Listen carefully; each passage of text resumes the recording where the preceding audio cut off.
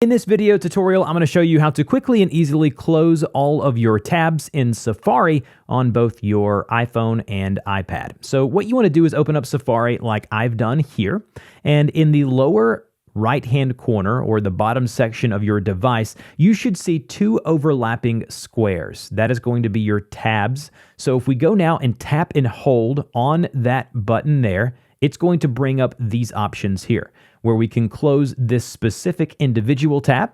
We can close all 9 tabs by tapping the top option there, or we can even make them private and a few other options. But if you just want to close them all, you just tap and hold and then go to close all 9 tabs. Now, another way of doing this is going to the tabs page by just tapping on that setting there. And then what you can do is you can tap and hold on one of your active tabs, and you can go to close specific tab, or you can go to close other tabs. And if we do that, it's going to close, even if you have 150 tabs open, it's going to close all other 149 tabs as opposed to the one that you selected. And then you can either tap that one or tap the X in the upper right-hand corner to close that individual tab as well. So that's how you close all of your tabs on iPhone and iPad within Safari. If you have any questions, put those down below, and I'll see you guys in the next video.